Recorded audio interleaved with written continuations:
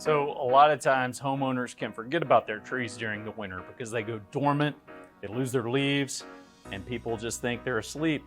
But there's a lot of things that are best to be done during the winter season. One is mistletoe removal. Mistletoe is a parasitic plant that gets in some of our trees and it steals resources from the tree. It looks unsightly. It can cause the branches to get weak and even break, and it will spread if it's not controlled.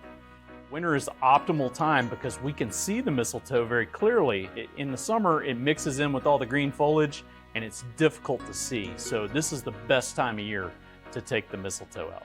Second would be structural pruning. This time of year, we can see the structure of the tree very clearly. We're looking for codominant branches, codominant stems, overextended branches, which are branches that are really long and have a heavy load out on the end of them. These are problems that we can correct, some over long periods of time, some we can correct right away, but it's very important to try to train that tree to grow the right way. I tell people that trees are like kids. If you don't train them when they're young, they don't do right when they get older. So training structurally your trees, especially when they're young, can lead to a healthier, stronger, more storm-resistant tree over time.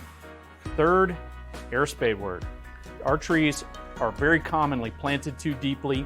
They have too much mulch or soil built up over them, and it covers the flare of the plant, and it impedes the flow of water and nutrients up the stem. It impedes the flow of sugars down the stem, and it can also block oxygen from getting to the roots. This causes a lot of stress. Common causes of this are planting wrong, grade changes, resodding repetitively in the same area under the tree, and over time, organic matter builds up, soil level builds up, and it really causes a lot of problems for the tree. The airspade can help us by taking away this extra material without damaging the tree. It's a pneumatic tool that uses compressed air that's forced through a special funnel. This funnel basically generates a stream of air similar to a fire hose, but with air instead of water. This air is able to penetrate soil particles that have pore space and break up that soil, loosen it, and blow it out without damaging roots, wires, PVC pipes, because these are solid objects that don't have pore space to exploit, so the air just tends to break around them. This makes it a very valuable tool because it's safer around the root system than using mechanical tools to excavate all of that excess fill soil. Lastly, I want to talk about horticulture oil or dormant oil. This is a highly refined oil that is sprayed on trees mixed with water during the winter when there's no foliage, when there's no leaves on the tree.